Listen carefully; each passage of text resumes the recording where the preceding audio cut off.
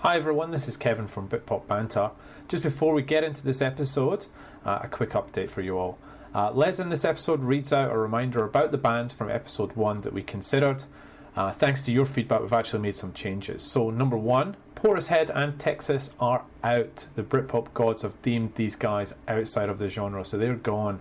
Number 2, Lightning Seeds, they've been in here the whole time. Don't know why we haven't read out, so we apologise for that. Absolutely they are in there. And number 3, we've got a whole bunch of new bands thanks to your feedback. So Marion, Crashland, Speedy, Geneva, Ride, Rialto, David Devant and his Spirit Wife, Heavy Stereo, Northern Uproar, Salad, Inspiral Carpets, My Life Story and Kenicke are all new additions to the list that Lesley is about to read out. So with that all done, thank you, enjoy the show.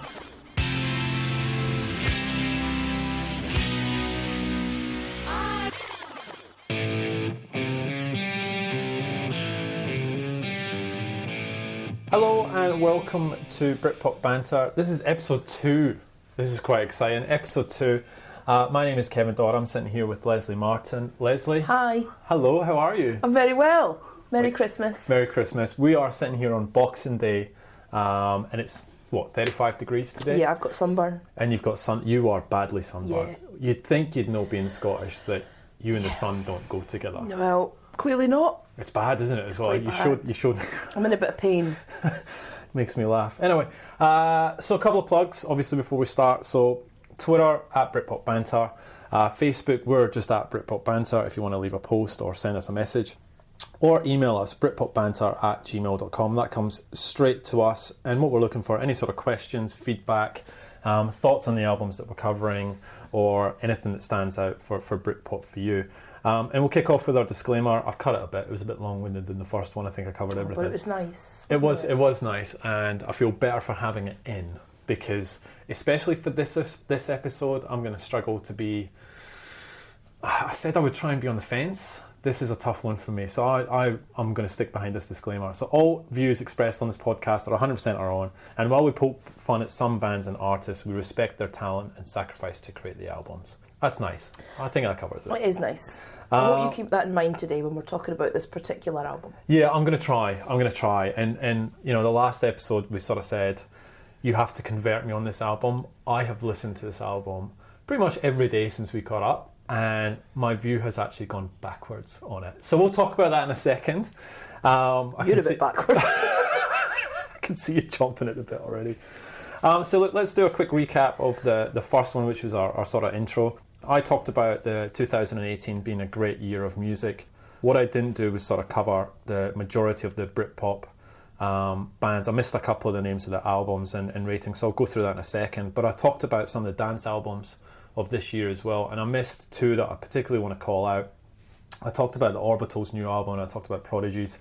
The Crystal Method's new album, I know you're not a massive fan of them, but that album is brilliant. If you like Vegas, go listen to it. And Hybrid's album, Light of the Fearless, which we both agree, immaculate album. Great album. That's what I wanted to call out, because it's worth recognising. We talked about Electricity, easy for me to say, in the last episode, and not many people know that band. We didn't mention the song that actually means so much to me and you, Les. The song's actually called Morning Afterglow, and it actually sounds a little bit like this. Now is not the time to go, I feel the morning afterglow, and it feels so very strange. Amazing song. Like, I love that song. Great song. Loved it. So many memories.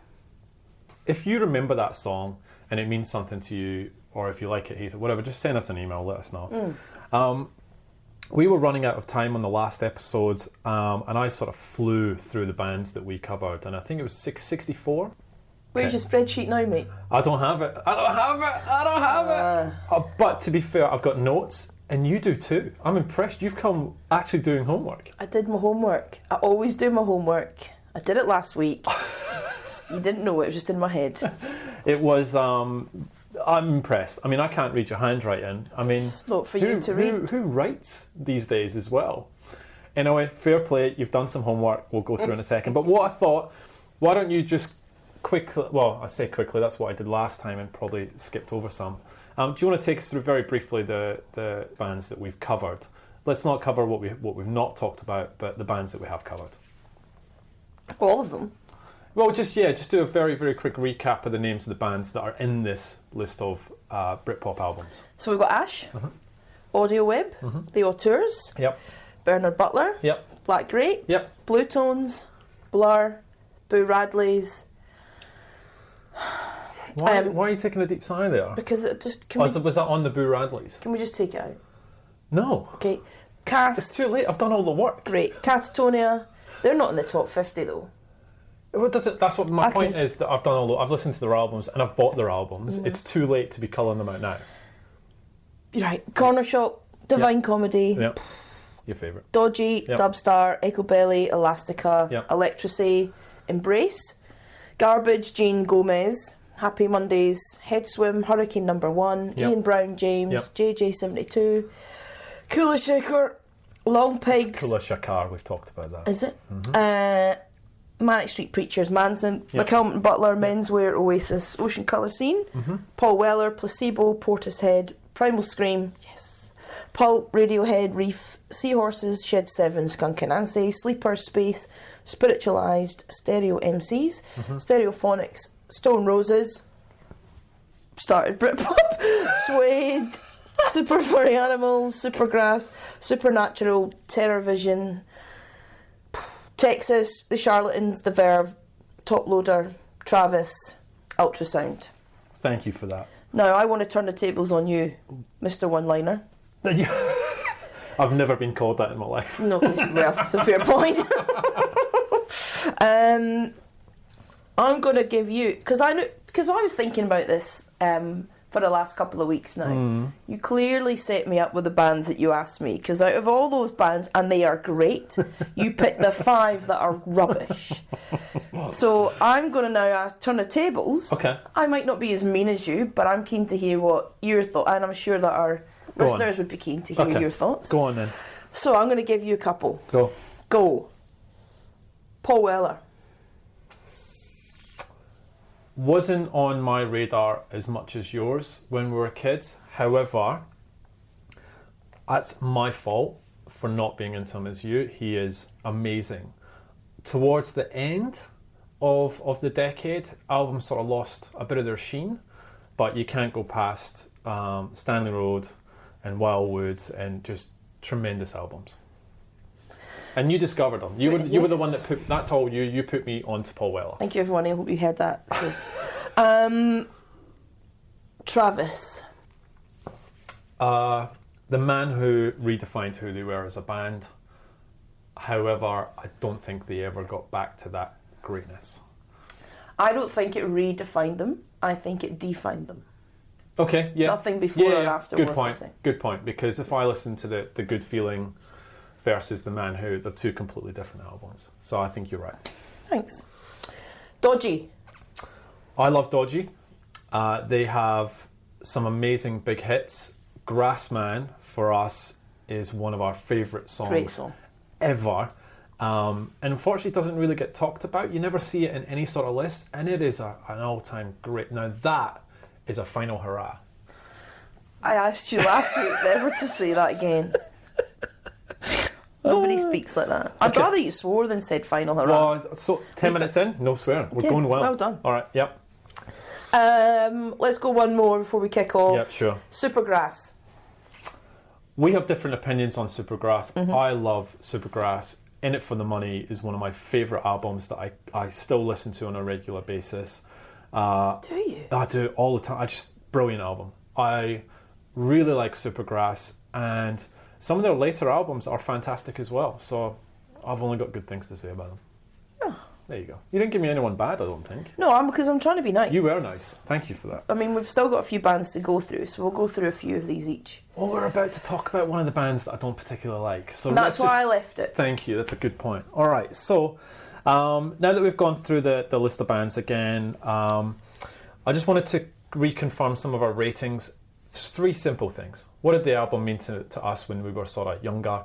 What's it stand up like today? And then finally, what's the sort of average review for that rating? Just because me and Les like an album doesn't mean everyone else is, and we sort of change the ratings based on that. So we look at things like Amazon, AllMusic, Rate Your Music, Discogs, and I just sort of take an average of what that looks like. So what it was, what it is now, and what other people think about the album is sort of the three main ratings. One final wrap up, the albums for sort of the last year and a half for some of the bands mentioned by Les. I didn't quickly tell you what the name of some of the albums were, so I'll just do a quick recap, and I blame the beer for that. Ash Island, 7.5 out of 10 was my rating. Reef Revelations, 8 out of 10. Paul Draper, 9 out of 10. Mannix, Resistance is Futile, 8 out of 10. Shed 7, Instant Pleasure, 9 out of 10. Fun album. Who gave it 9 out of 10? I did. Are these your ratings? Yeah, these are mine. Yeah, don't take these into account, people. Stop doing that. What are you speaking into the microphone directly for? That's weird. You can't do that. It's like I'm speaking to them privately. Charlatans, Different Days, 8 out of 10. Cass, Kicking Up the Dust, 8 out of 10. Suede, The Bluer, I talked about, 7.5 out of 10. Echabelly, Anarchy, and Alchemy, 6 out of 10. That shows. Next week. Stop whispering it in the microphone. Next week, Weird I will dog. give you my ratings on said albums. Oh, yes. And it will be, I guarantee you all of them will be 6.5 out of 10. Well, I don't want to ruin it for everybody, but it's a high chance. Please keep listening. I might give the odd 7. Oh my God. James, Living in Extraordinary Times, 7.5. Dubstar, 1, 8 out of 10. And Black Grape, Pop Voodoo, 8.5 out of 10. So can we just recap? So out of all those albums, what was your highest rating one? Paul Draper, no, Embraces, 9.5 out of 10. Because it's nearly a perfect album. It's almost a perfect album. And I think I deducted half a point because I knew if I gave him 10 out of 10, you would just come at me and be like, all embrace, told you so.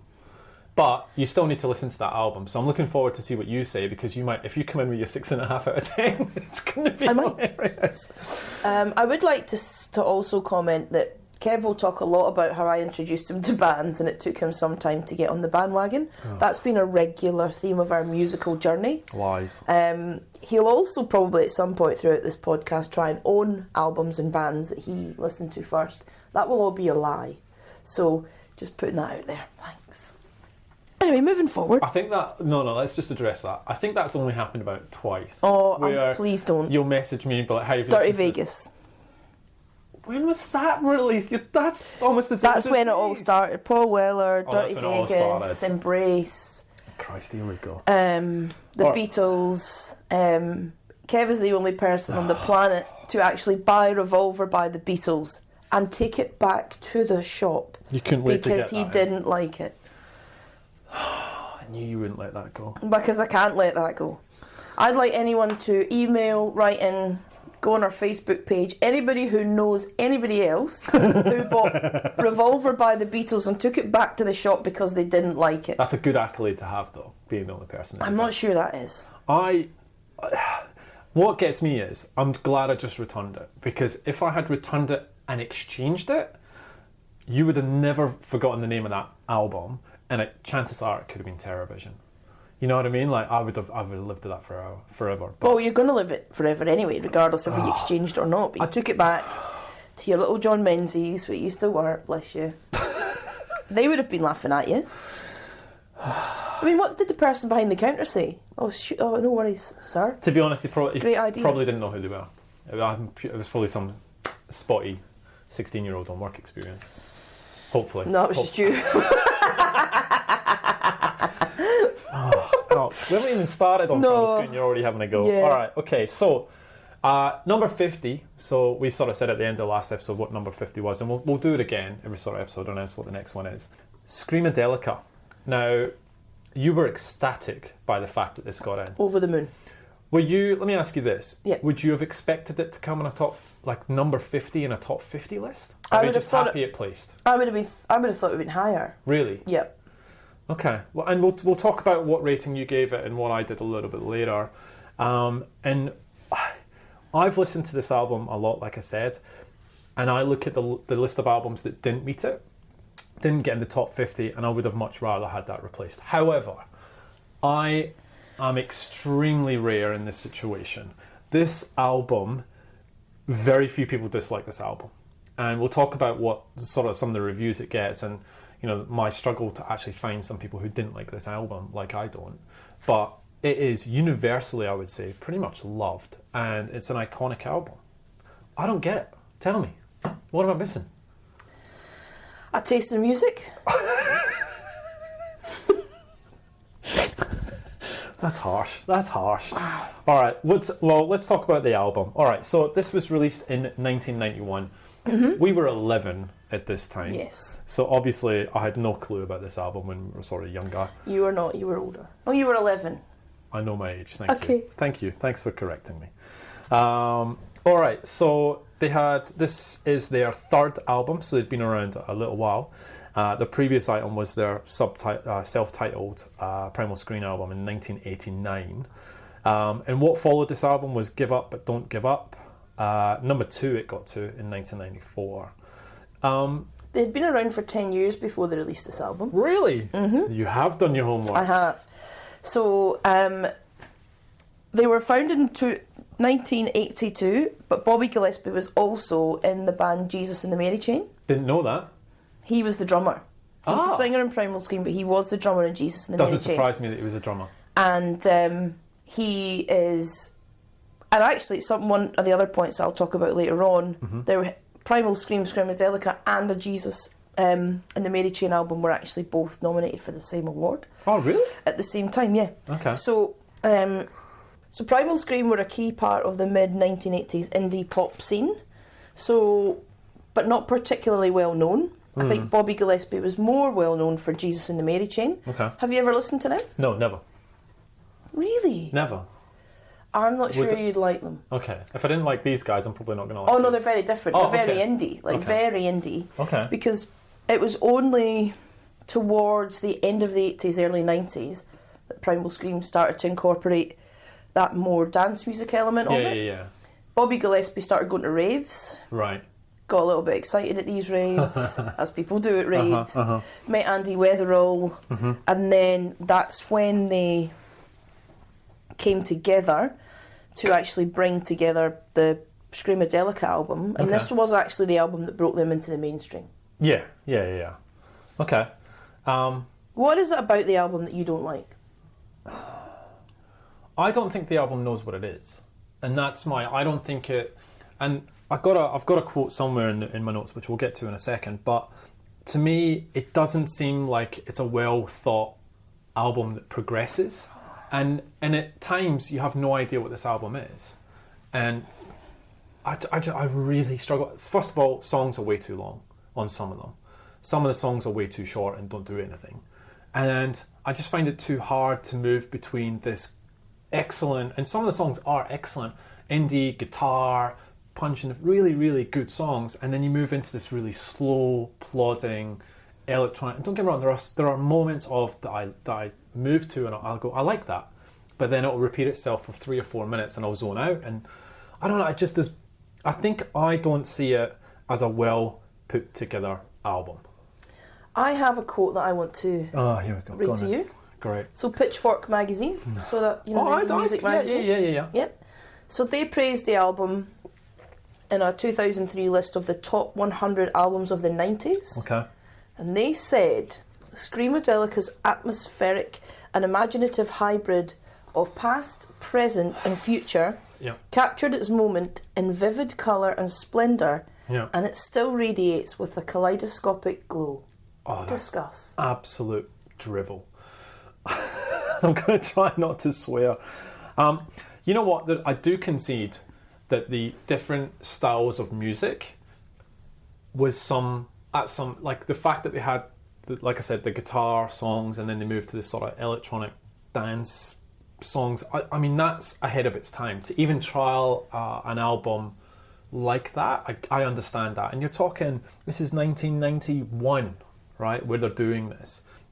Again, there's a couple of things for this album I just don't like. And we'll get into, when we talk through the tracks, I'll maybe point out bits that I didn't like and why. Look forward to it. But I understand why people talk about this album and they feel very strongly about this album.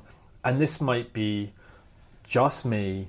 I don't like it. I don't get it, right? And I tell you what, I'll never listen to this album again, ever. Like, I am so glad we're done with this album and it's gone from our list. I'll never listen to it again. Like Revolver from the Beatles? Never. No, to be fair, I do listen to that album. Oh. I don't own it, so I didn't spend any money on it. But, you know, maybe it's been a while since I've listened to that album, actually. All right, so let's talk about the album in a little bit more detail. Yep. Did you, in your research, find out what the album cover was all about? No, but I did find this information out about the album cover. Go on then. You ready for this? Yeah, go. Because this is fascinating. Okay. So the artwork was among 10 album covers chosen by the Royal Mail I saw this, yeah. for a set of classic album cover postage stamps issued in January 2010. If only They knew. I had bought some, I would have sent you your Christmas card every year. Went back to the UK just so I could post it. Oh, God. And do you think they knew the sort of the behind the album cover? Like, anyone sort of who came up with that idea and putting that stamp forward knew where it actually came from? No, but it looks a bit psychedelic. I'm assuming there's drugs involved. That is a very, very good guess. So, painted by Creation Records in-house artist Paul Cannell, he was allegedly inspired by a damp water spot he'd seen on the Creation Records office ceiling after taking LSD. So do you think the Royal Mail sort of did their due diligence on the background of that cover? I'm not sure. Look, it's an iconic cover. Like, if that's one of the things, even though I'm not, like I said, a big fan of this album, I know that album cover. And I think you see it in every sort of top listing around albums. So it does stand out to me. I am concerned for the person, Paul. If that's what you see when you're taking LSD, that's a problem. And you're at work, Paul. Like, you're at work, mate. So that's that. To me, that's the bigger problem. What people do in their spare time, is up to them. Good point. Not that I condone it. Yep. However, you're at work, Paul. Yeah, that's a good point. Good point. I didn't pick up on that. It's a very good At observation. work. Yeah, I know. Did you do much info into the record label itself? Do you know the record label? I do, because it's the same one as Oasis, Alan McGee. It's Alan McGee's, and he was the one that spotted Oasis at King Tut Wawa's. That's right, he did in too. Glasgow. He did. He is a bald-headed ginger Glaswegian who's done quite well for himself. Yeah, okay. I mean, all of those three things together don't really stand out for somebody to be successful. But he's managed it. So, well done, Alan. Cheers, Alan. Do you know some of the other bands that Alan had on record? I'm staying well clear of that one. Send your hate mail to britpopbanter@gmail.com. Attention, Lesley. I tell you what, Alan McGee, other bands, Oasis obviously he's most famous for, Primal Scream, Hurricane Number 1, the Super Furry Animals, Bernard Butler, so obviously he picked Bernard up after Suede, and the Boo Radleys. You can thank Alan McGee for the Boo Radleys. Did he sing it? He did. He's got some albums with them. I think he did the King Size album as well. Alan. He's that praise you were heaping onto him suddenly has disappeared. Yep. Do you know much about this Andrew Weatherall? Because I don't. And so he's one of the producers. Yeah, electronic producer. I'm surprised. I don't know how I've missed him. But I tell you what, maybe I don't know the name, but I know what he's been in. So he's one half of the Two Lone Swordsmen, and I know them. So I don't know why he's not. And he's done heaps. He's done heaps. So I don't know why his name hasn't been on my sort of radar. But there's 4 main producers listed on the album. One's Andrew Weatherall, which we just talked about, Hugo Nicholson, Jimmy Miller, and The Orb. Yes. Little fluffy clouds. So The Orb... I used to love that song. Well, it's a great song. And The Orb just released a new album as well. So it's called No Sounds Are Out of Bounds. It's their 15th album. They are 30 years still strong. Crazy. Wow. But I never knew they produced albums. So it was like, so while I was looking into this, it did take me down some roads where I didn't know enough. So the album itself, it's 11 tracks, it's 64 minutes. That's a long album. An hour? Is that a long 64. album? I think when you look at some of the albums, it does stand out as being one of the longest, and some of their tracks go for ages. So it's 11 tracks, 64 minutes. It charted. Do you know where it charted? Number 8. Is that because you read my notes? It's because I did my homework. Why won't you believe me? It's because you read my damn notes. All right, so why didn't it go number one? All right, probably... Too many people like you kicking about, that's why. I was 11. I had no idea about music at 11. Well, actually, I'll tell you what, maybe I did, because we'll look at albums that were actually in the top 10 at that time, right? Okay. Right? All right, you ready? Let me grab my notes here. So what was number one when they released Screamadelica? It was Bryan Adams, Waking Up the Neighbours. Bryan Adams? Bryan Adams. Was that the album that has Everything I Do? Was that then? Yes, because he was also number one in the singles chart. That's why. See, this is ridiculous. He was number one for like a year, wasn't he? Oh, it was a ridiculous amount of time. That was a Robin Hood thing, wasn't it? Robin Hood, that's the movie. Yeah. It was on there it was like a year. And every time it got dropped off, it came back again. Who was Robin Hood again? Kevin Costner? Kevin Costner. I mean, that's ridiculous. They're still releasing He'd never set foot in Nottingham in his life. They're still releasing Robin Hood movies. There was another one that just came out. All right, so let's go through the top 10. So you'll find the theme of that sort of time frame. So it's number 10, you got Status Quo. Do you say status or status? Status Quo. Okay, so you got Rock Till You Drop, The Cult, Ceremony, then Screamadelica came in. The Pixies, Trompe Le Monde, Mark Bolan and T-Rex. He was dead. Who are they? Oh, you should not be doing a music podcast. Mark Bolan? Just Google him. Okay. You're not going to like the music. Oh, well, that's why I don't know who they are. He would have been dead by then, so I'm assuming it was like Greatest Hits. Well, yeah, it was an Ultimate Collection. There we go. Yeah. Guns N' Roses, Use Your Illusion. Paul Young, From Time to Time. Paul Young, Wherever I Lay My Head. People are not wanting your singing on this. Well, I'm speaking for the people. So you've got Use Your Illusion 2. So you got Guns N' Roses at number 5 and Guns N' Roses at number 3. Yeah, because one of the albums has November Rain on it, and then the other one I used to love. Is it Paradise City? No. Or am I too way past that? Yeah, way past that. Okay, cool. Anyway. And then number 2 was On Every Street by Dire Straits, and then number 1 was Bryan Adams, as I said. Wow. The top 10 singles. This speaks volumes to me. Number 10, What Can You Do For Me by the Utah Saints. The Utah Saints? Yeah, Utah Saints. Number 9, Charlie by the Prodigy. Brilliant. Peace by Sabrina Johnston. What is that? Don't know. Everybody Free to Feel Good by Rosala. Wow, I forgot about that song. Sunshine on a Rainy Day by Zoe. Okay. Right Said Fred, I'm Too Sexy. No way, was that when that was out? Yeah. My dad bought that album. Your dad bought the Right Said Fred album. He played it non-stop. Do you think that's where you get it from? What, his music taste? Yeah. Well, he's getting close to 70, and his two loves are opera and Scooter. Scooter? Yep, loves them. Now, I used to listen to Scooter around this age, and somehow that's transformed into him in retirement, and he loves a bit of Scooter. Yeah. They're still touring. They were just here. We're not going. No. Erasure, Love to Hate You. Insanity by Oceanic. Oh, I love that. Yeah. Come on and take me. Stop singing. Let's talk about Sex, Salt and Pepper, and Bryan Adams at number 1. Quite a lot of dance songs in 1991. Yeah, that's... right. So let's just pause. Okay. Think about this album. Mm-hmm. Yeah, okay. Good point. I see your point. So this is, for me, when I think about Britpop, this is the very beginning. This is the early stages, right? So there were a couple of influences going on. Yeah. So you still had...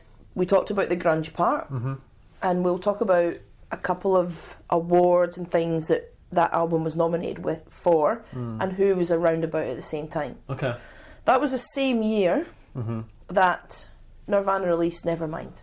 So we're still in that grunge phase. Okay. We're coming into that sort of Britpop phase, and there's a lot of that dance. There was a lot of the 90s acid house. Yeah. There was a lot of the warehouse parties. Yeah.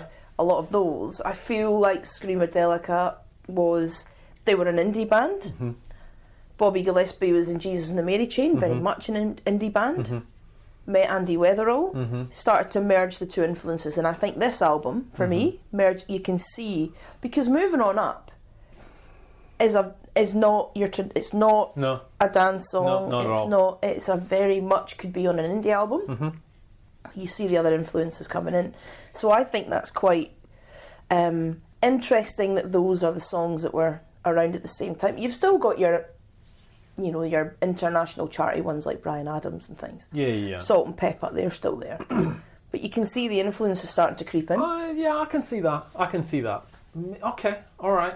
If it still doesn't change my mind on the album, but I'm starting to, you maybe taking me around that bend a little bit, around appreciating it a little bit more and trying to. I get it. That's not bad. You're doing well. Thanks. All right, so it was in the charts for, this is a top 100 for almost a year, 50 weeks. That's a hell of an innings for an album. Top for almost a year in the top 100.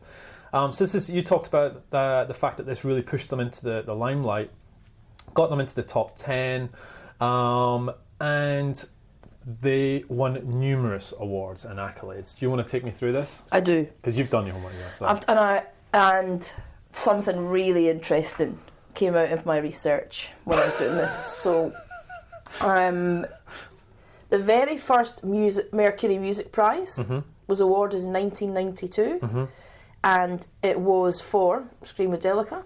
Okay. They won that, so I'm keen to get your thoughts on that in a second, but I want to talk you through the other nominees. Go for it. So we had Barry Adamson. I don't know who that is. Erasure. Obviously know who that is. Ja Wobble. Ja Wobble. He actually remixes on Screamadelica as well. Does he? We can talk about that later. Okay. And then the Jesus and the Mary Chain. Oh, so his old bands Yes. were up for the same... Right. Yep. Well, that's pretty interesting. Baki You'd be pissed if you were one of the Mesaluku. band members in Jesus and the Mary and Gillespie won the award for Primal Scream. You'd be pissed, Well, right? they're just a better band, aren't they? So, Okay, go. yep. Survival of the fittest and all that. Yep. Becky Mesaluku. Okay, well said. Thanks. Saint Etienne. Yep, I know them. Simply Red Stars. Ooh, okay. And I know that you're making that noise because I just want to reflect on a memory. So Kev loves this album. I do. When we were a little bit older and Kev passed his driving test, his first car he drove around in was in the Sin Micra. Yeah. And I don't know where we're going with this. yeah, Simply Red. Well, Stars by Simply Red was the cassette that just seemed to always be there. Apparently it was his mum's. It wasn't his mum's. So that reaction, I actually didn't prompt him to do that, but I can see why now he's thinking, how on earth can Screamadelica beat Stars by Simply Red? Music genius. Mick Hucknall, music genius. He's a god. He isn't. U2 Achtung Baby. Interesting. I love that album. Yeah, again, I can't say... I didn't get into U2 till much later. See the theme? Difference is I never got into Primal Scream. So, yeah, okay, go ahead. John Tavener and Steve Azertis. No idea who they are. And the Young Disciples. So let me ask you this then, because I sort of look at that and I recognise some of the albums, obviously. Now you've seen this, do you think still think that Primal Scream should have won? Yeah. Even on U2's... That's the only one I feel that could challenge it. Really? If I'm honest. Okay. To be honest, I don't know Barry Adamson. Okay. Simply Red, I mean... Yeah, I get that. Saint Etienne, it's not that particular album, Fox Base Alpha, I don't know that one, because I think their next album was the one that really pushed them through, but I think what it shows me, and we'll talk about it in the next few episodes, is when you look at who then has now been nominated for the Mercury Music Prize and who wins it. It's like a reading. You can actually start to see the genre come through, because that's just a bit scattered for me. I don't know what you could take. If you were to say what's the influence of music in 91 with that list, you don't know. For me, it's weird because one of my very, very favourite all-time albums was released then as well, and it didn't make it. What was that? Blue Lines by Massive Attack. Why wouldn't that be on the list? Interesting, isn't it? And However, okay, go on. there are more lists. Go on. So NME placed Screamadelica's number 3 in its best of 1991 album list. Okay. What do you think number 1 was? In 1991? Yeah. Is it any from the Mercury? Nope. 1991? No idea. Nevermind by Nirvana. Okay, yeah, I would get that. Number 2 was Teenage Fan Club. Yep. And then number 3 was Screamadelica. In the top 10, there's a couple of albums that stood out for me as well. So Blue Lines by Massive Attack was in there. You love but that. Also Out of Time by R.E.M. Same time. Yeah. Great albums. Okay. Why were they not nominated for them? I don't know what the criteria is, but well, Blue Lines not being nominated is bizarre. Yeah, you're right. And obviously we don't know some of these bands, so maybe I should do some more homework and go and listen to them. I wish you would do your homework, Kev. Just because you do your homework for one episode, let's see how this holds. Look, one thing I do want to talk about the Mercury Prize, right? So you talked about Britpop influencing that awards for the remainder of the decade, right? I'm going to read you out some other of that decade's winner, right? See if you can pick which one's the odd one out. Okay. Right? So we've got Suede, yeah, right? So that was in 92. We've got M People, Elegant Slumming. Now, you've got your head in your hands, but let's just keep going. See if there's any more that stick out. Portishead, Dummy. Pulp, Different Class. Yep. Ronnie Size, obviously. Oh, love that. Oh, great album. Gomez, Bring It On. And Talvin Sings OK. So, which one stood out to you? M People. What the heck? What was the other ones in there? Suede. No, but I mean, the year that M People won it. You ready for this? I'm glad you asked that, because I actually checked that. Because I went... Wait a minute, M People? What's that all about? Yeah, so anyway, what I did was I went back. So the M People year had Wildwood. No way. Yep. Parklife. And Music for the Jilted nominated. And M People won it. I know you got your head in your... I looked at it and I went, that is... So... M People? I know, so I listened to it. Of course you did. Of course I did. So I was like, I'm going to listen. Maybe this is an earlier M People album that I just missed, and no, it's got One Night in Heaven and Moving On Up on it. You are kidding me. Music for the Jilted Generation. Parklife. Yep. They were all nominated, didn't win. So that's where I question the Mercury Prize Awards. Well, I wouldn't when you read the rest. How they found Screamadelica, the one of the year before. Because clearly, picking M People 2 years later... I think we need to research what the criteria is like. Is it who votes? What do you mean? Is it the public? Well, I think it's a panel they created. I don't know. I remember looking at it, and it's a self-created award by a bunch of panels because they didn't. What's the other major music awards? Is it the Brits? Yeah. Yeah. They wanted to do their own separate thing to that. Well, yeah, because the Brits is a bit poppy. Oh yeah, exactly. So like you take that and things. Well, then they go and nominate M People and let it win it. How does that? Anyway, doesn't matter. Out of those bands, then. Yeah. So when M People won it, who would you? Wildwood. If I look at the list, I mean, you've got Wildwood, Parklife, and Music. There's other albums, but those three sort of stood out to me. It's got to be Music for the Jilted. 100%. I mean, that was to go from Experience to Music to the Jilted. I mean, how insane album. And you know, we're not here to talk about dance music, but we could. But you talked about Enemy and all that sort of stuff. I'll tell you what, Screamadelica got nominated for almost everything. Yep. So it was Melodies Makers Album of the Year. It was Select's Album of the Year. In 1996, Select named it the #1 album of the 1990s. I mean, Jesus. So, I mean, it was... and again, this comes back to me going, what am I missing? Why does everyone love this album and I don't? Can I tell you what you're missing? Go on. Don't say Taste again. You had Simply Red in your car. Oh. You took back... It was my mum's. It was a cassette. I don't think I had... You took back the Beatles to the shop. Oh. You come late to the party and a lot of things. I feel... I can see what you're saying. It's not an easy listen. It's not at all. So I love it because it feels like, for me, it incorporates a lot of what I love about music into an album, right? Yeah. So, but it's not probably one that you would probably not, just pop that album on. No. I'm in the mood for Screamadelica. No. No one ever said that, surely. But technically and musically, I think, when you think about the tracks on it, I think, and not also that, but the variety of the musical styles in that album as well. It's Moving On Up, Higher Than the Sun. I mean, Loaded. Yeah, I agree.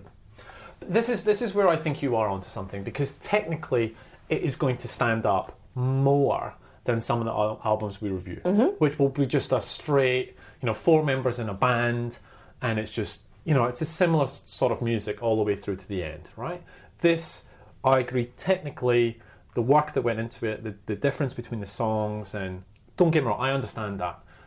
I just don't like it, right? So I appreciate it, I just don't like it. So let's talk about the songs itself. So before we go through the sort of track in the album, let's talk about the singles that they had. Yep. Now, they had 3 sort of singles. They had Loaded, Come Together, and Higher Than the Sun, which is weird because I can't seem to find anything on Moving On Up. Because it was only released in the States. Why? Does anyone know the answer to that? No, I've tried to look into that. It wasn't released here.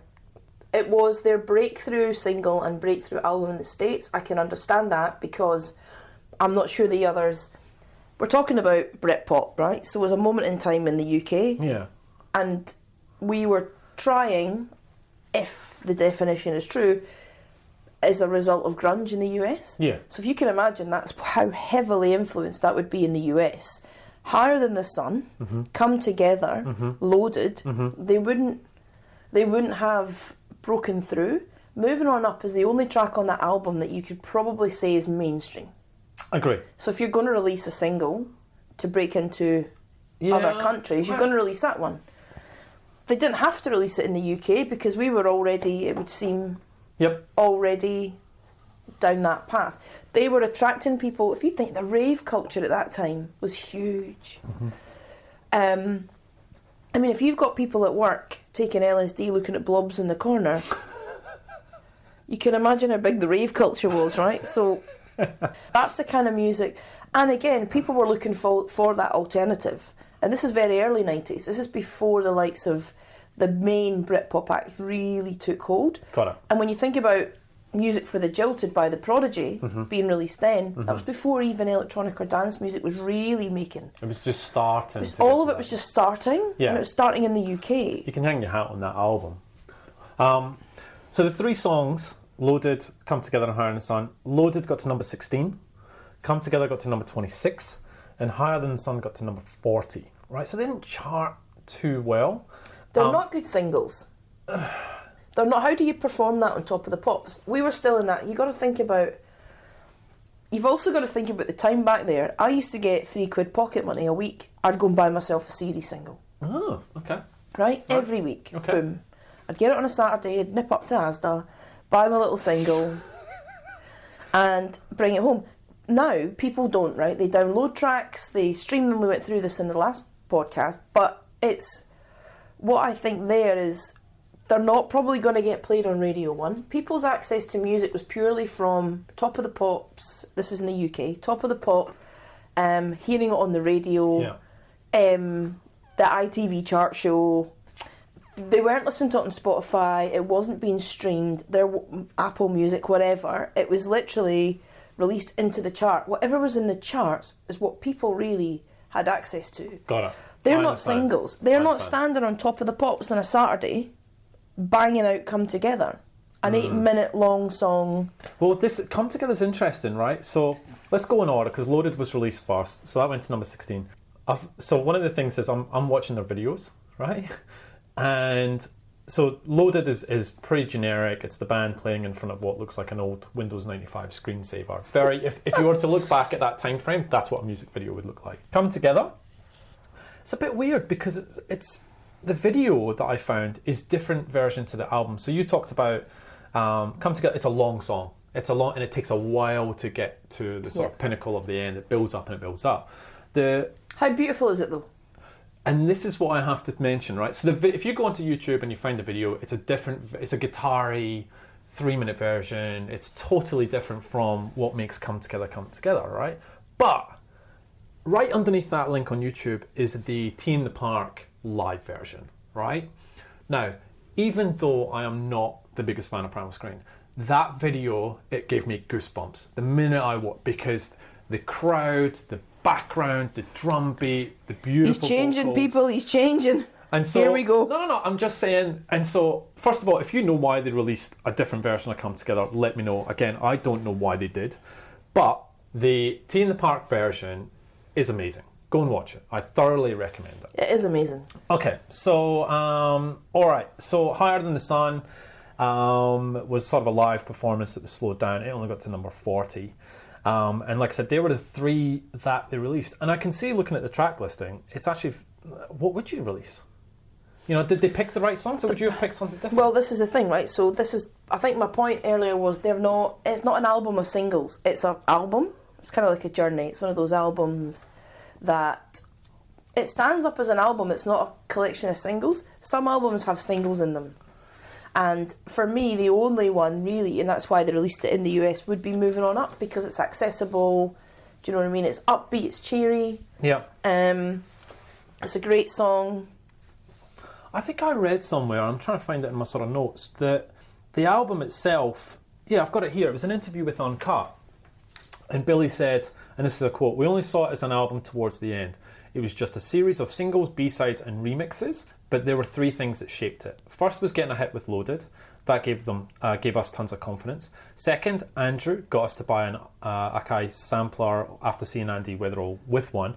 And the third was building our tiny studio in Hackney." So even he is saying, we didn't kind of make it as an album, it sort of just moulded its way into one. Which comes back to my point, I don't see it as an album. And maybe my view of an album is different. There are lots of different influences on the album. They're all very different songs. I get that. But I think I am interested to see why he thinks they're a collection of singles, because I don't know any singles that are 10 minutes long. No, absolutely not. So that's what I find interesting. But I think in their head, they probably had those songs in their mind. And then when they met, I guess, with Andy and the production of it, they probably just escalated, would be my assumption. And he would keep adding and adding and adding to it, yeah. All right, so what we'll do, let's have a quick listen to the album itself. Unfortunately, you guys, because of copyright, we can't play the whole song, so we'll play you a bit of the song, and then me and Les will sort of round back at the end and sort of give our thoughts and then move on to the next song. All right, so kicking it off, Moving On Up is the first song on the album. Let's have a listen.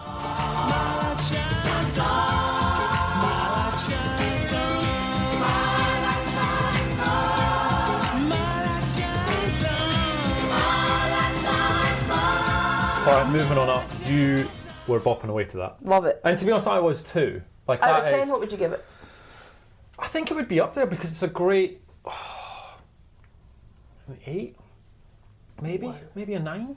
Like, it's hard. It's a good... He doesn't like the album. No, and that's the problem. That song is a great song, and it's a great introduction to that album. I doubt there's anyone who doesn't like that song, and it's a perfect positioning to kick off the album. It's immediately after that things get a bit wonky for me. But my comments, I've got, this is classic. It's upbeat. Remember when I sort of said that an album needs a great intro song? This is a great intro song. Yes. When that guitar hits, it's brilliant. Did you know Bobby Gillespie was interviewed at NME, and he said this song was originally meant to be like a slow gospel ballad type song, but Curtis Mayfield, a bit like that. Okay. But then... Well, I'm glad they changed it. Yeah, and then it became... Because the rest of the album has got that sort of slow pieces, but that is does have that gospel vibe to it, doesn't it? You kind of just want to raise your hands, don't you? And just clap. I would. Well, we didn't... Yeah, I agree. I can see where that comes from, and even the words. Yeah, true. Yeah. Look, I don't have a bad word to say about this song. I actually think it's a really, really good song. But again, it didn't release it. So, you talked about the US and trying to break that, and they were already established in the UK, so maybe that's why. But look, great song, great introduction to an album. Good to go. Can I pick the next song that we're going to listen to? Because I want to hear your comments on it. Oh, so we're not going to... Okay, so we're not going to go through each one? Boring. Okay, all right. Well, let me sort of go through it. What you skipping to? What song are you going to? I think we'll go to... No, we'll do Slip Inside This House. It's number 2. I want to hear what you say about that, but then there's a couple that I want to go through. Okay. Particularly to hear your thoughts. Let's go into Slip Inside the House. It sounds like this.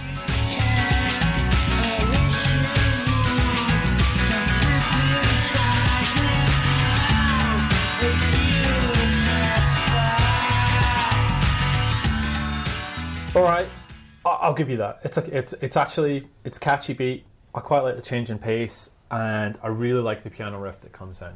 Not bad is my sort of take on that song. Out of 10. Oh, we're not going to do this for every single one. It's all right. 6 or 7. Maybe I'll meet in the middle at the 6.5. Whatever. I just don't think it's that great. I think it's all right. I think that song, in my mind, that would be on a single as a B-side. You know what I mean? It would sit on that Moving Up single release, and that would be one of the bonus tracks. Wow. No? It's one of my favourite on the album. Really? Yep. Okay. I mean, Moving On Up feels like it could be on a different album. I think we've established that. Yep. If I think about and we'll come to the others. Yep. Slip Inside This House, for me, I love, like what you said, the piano riff. I love the beat to it, the lyrics. It's one of my favourites on the album. Really? Okay. All right, let's move on. Don't Fight It, Feel It. It's sort of another dancey, sort of electronic kind of one. I like it when the beat hits. It's got a decent piano riff again. And the one thing I will say, every time, it's a long song, every time I think, I'm like, oh, this is getting repetitive, and I'm about to turn it or skip it, it brings in a new layer, which I go, not bad. So look, again... Different vocals, the female vocals. I mean, how catchy is that? Great. That was good. Yeah, no, I look, it's again... I whistle that for the rest of the day once I've heard that song. Really? Does that not stick in your head? No, absolutely not. So, again, tough crowd. not bad. All right. Higher Than the Sun is track number 4. You know what? It's all right. It's not great. And I've actually wrote meh until the horns kick in at the end. Then it sort of gets a bit better. But again, not that great. Can we skip straight to... Are you going to make me skip the bad tracks? Because that's what this sounds like. No, we're going to skip to Come Together. All right, so I'll tell you what. Let's go Higher Than the Sun. I've gone meh. Inner Flight. I've just wrote boring in capital letters there. It's not the best song of the album, we'll give it that. But again, right, okay, all right. So let's get to Come Together. It's just from there, right? It's a great song. All right, it goes like this.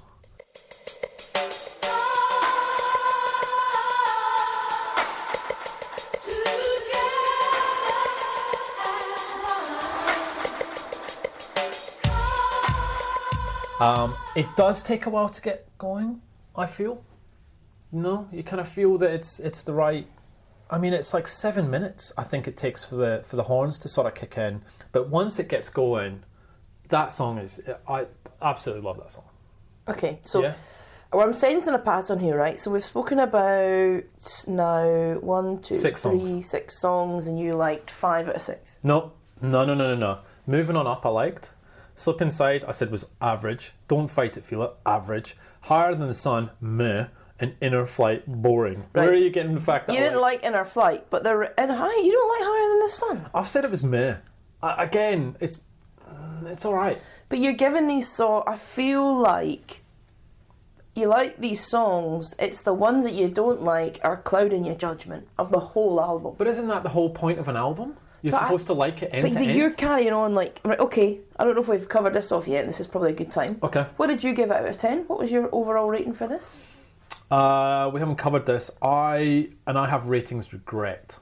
So wow. Let me just check my rating because what did I give it? I didn't give it a great rating. I actually give it a 6.5, right? Which is your favourite rating. And actually, I wish I'd given less than that. Because then I wouldn't have to listen to this album and talk about it today. And what did I give it? You give it 7. Yeah, see? Which means I like it. And to be fair, your rating scale, because people will be going, God, Les likes this album, but yet she gives it a 7 out of 10. Can I quickly explain my rating scale? Just so people understand? Please do. So, for me, out of 10, how I think about it, 5, from 5 and below, I hate it. Like, it's rubbish. Yeah, I agree. It's less than average. Yeah.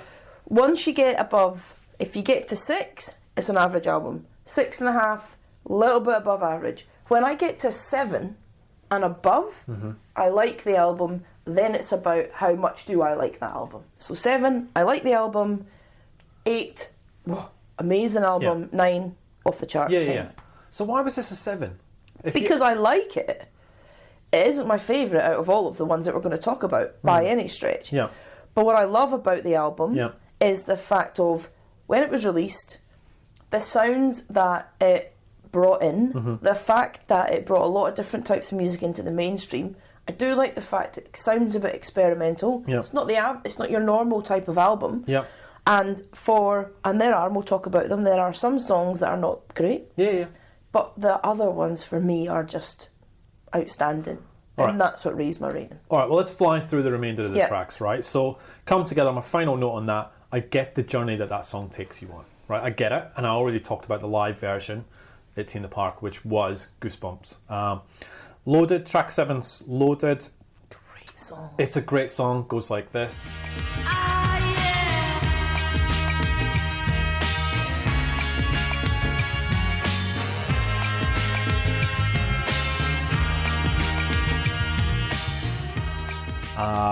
I've put, like this, classic. I bopped all the way through this.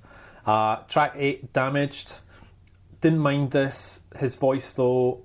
Not a fan then. Is that one of the songs that you didn't like either? No, I don't mind that one. I don't particularly... Yeah, Inner Flight isn't... I'm not a fan of that particular one. Damaged, I don't mind it. Certainly not my favourite.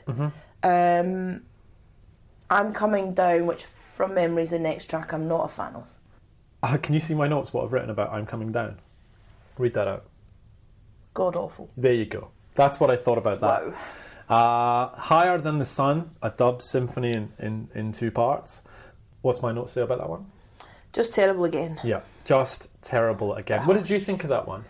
Is this where you start to lose a little bit in the album as well? A little bit, because I think they're because that's a remix of it, so I don't know if it necessarily... It should be in there. Yeah. I mean, first of all, a remix. And is it in all the versions of the album? I'm not sure. It's a good question. I mean, it's definitely the one. I was listening to this off Spotify, and it was the top 11 there. So it ends on Shine Like Stars. Now, can you read my notes on that one? Horrendous. No, I'm not saying that. Why are you not saying it? Because we're not using the word hurrah. We just used it. You're not 75. That is true. But my point is, and I always feel a bit lost when I don't get a big sounding last song. This definitely isn't that. Yeah, I agree. Right. So I actually feel you've sort of come to my level a little bit here, that there are some great songs on here, but there are some pretty bad ones here as well. I don't think they're bad. I think that you've come more towards me. We've only got 0.5 of a difference, which is interesting, the way that you carried on at the beginning. I know, and that's, again, I have ratings regret.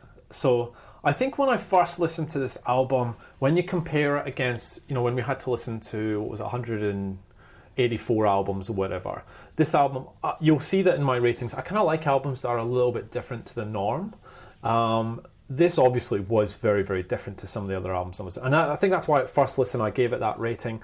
I wish to God I'd gone back and corrected it. However, I will say you have enlightened me a little bit about the music at this time and why I should appreciate this album a little bit more. Thank you. To wrap it up? Well, what I wanted to do was sort of... I found, and don't get me wrong, there are a busloads of positive reviews, right? What I want to do is read one negative review. And just one.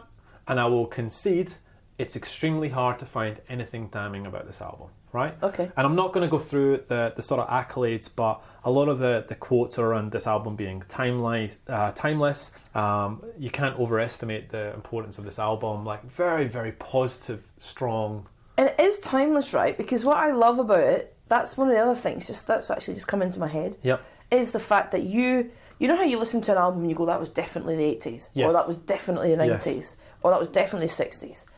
I don't think you could go, oh, that was definitely a 90s album if you heard it for the first time. So I can see why it's timeless. I can see that. It could have been released any time.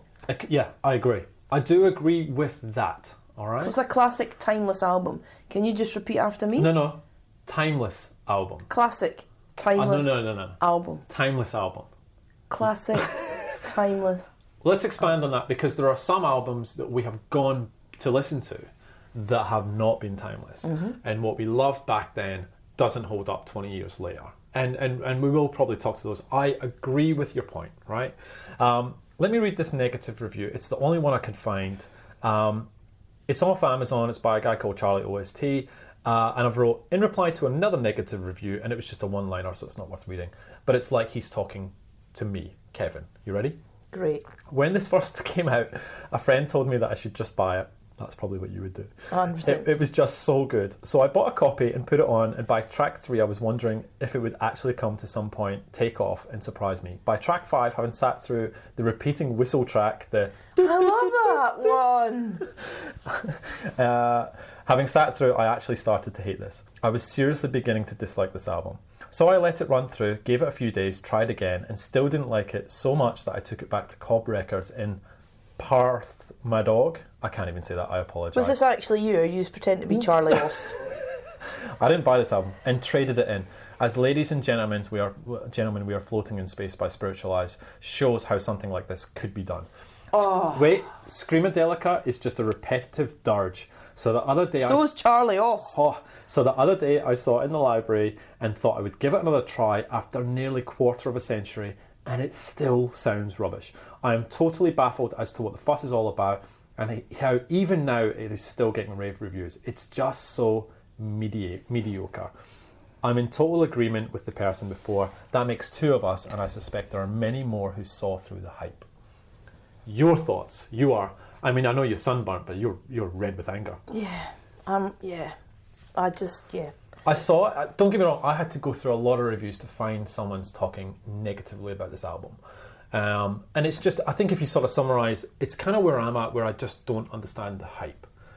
That's it. Does the fact that you don't understand it make it a bad album? Because this is the thing, what I'm seeing here is you like a lot of the tracks on the album. Yep. Some you like more than others, granted. Yep. There are some you hate, and that's fine. Yep. But you don't understand how it works as an album. It has that clouded your judgment about the songs on the album and what you feel about it. Because what I'm hearing from you is, I don't get it, I don't understand it. I'm not asking you to understand it. I'm just asking you, do you like the majority of songs on this album more than the ones that you don't? I think you've helped me understand this album a bit better in terms of appreciating it. But it still doesn't change my opinion of the album.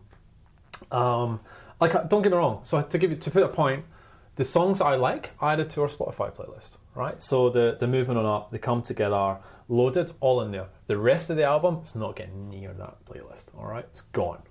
Which I think, for me, there's 3 or 4 songs that I like, and the rest are just, I don't get it. Did you ever see this album live? Have you ever seen Primal Scream? I have seen them Where live. have you seen them? I saw them live at Teen the Park. Ah! Yep. When? Oh.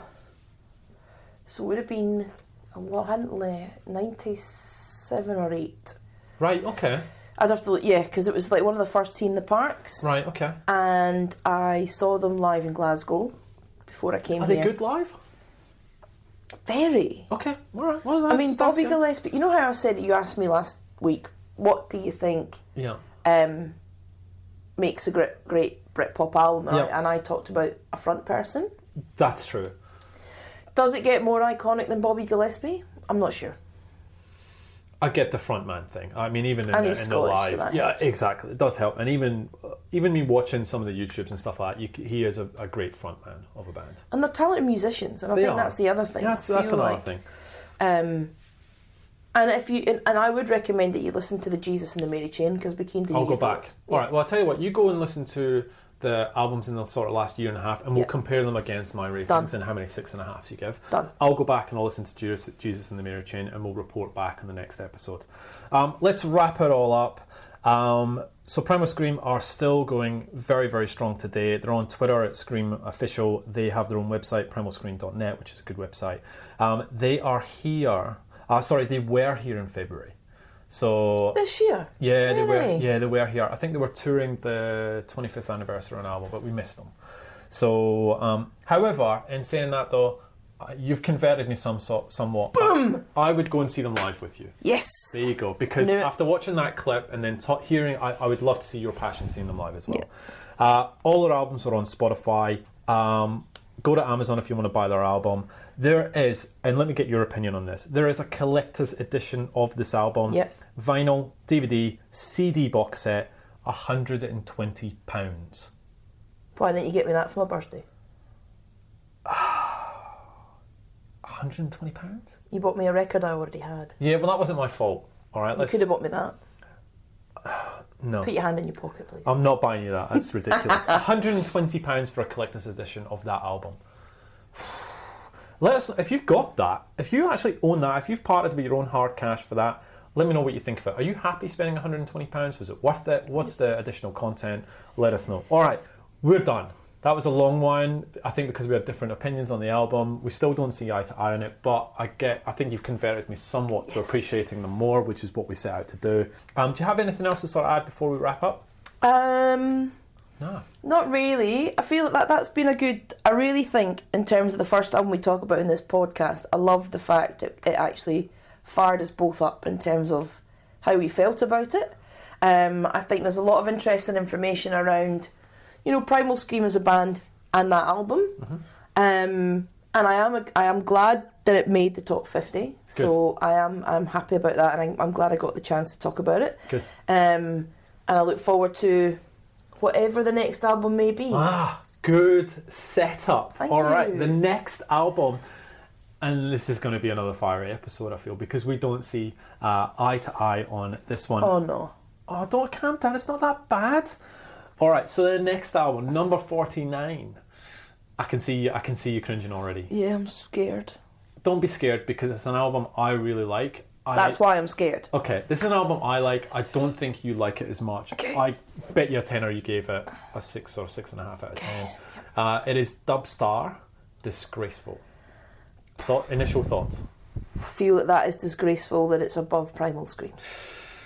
I think I really like this album, and I know I didn't rate it too highly, which kind of tells me that you must have rated it half decent as well, because there's some really good songs on there. And people may go, well, why the hell is that in either the top 50 and why are they Britpop? But they had some anthems on there for me. So I'm looking why really... are they Britpop? I want you to convince me next episode why you think they're Britpop. That's your challenge. You gave me a challenge last time. That's my challenge to you. Done. How is the Elevator song Britpop? That's an interesting one, because that's one of my least favourite songs. I want you to tell me that. And explain to me. And that was one of their singles. Yeah. I just don't know why they released that. Nah. But, Not So Manic Now is a great song. It stood out. And Stars, great song, right? Not Simply Red, Dubstar. I think you're getting confused with Mick Hucknall. I've got him on the head. All right, so that's next week's album. That'll be fun, because I know you're going to rip me to shreds on that one. But just closing, any feedback, thoughts, opinions, send your hate mail to me if you love this album. Definitely, and I don't get it. On the flip side, please, if you don't get this album either, I found it really hard to find people who sort of stood with me, apart from was my man Charlie OST on Amazon. That was it. But if you don't like this album, you don't get it, send it, I'll read it out. Plugs again, at Britpop Banter. We've got our Facebook page, and we've got britpopbanter@gmail.com. That's it. Anything else? Any final thoughts? That's it from me. Cool. All right, guys. Thank you so much for your time. We'll see you next week when we talk about Dubstar. Great. Yes! All right, bye, guys. Bye. Stop.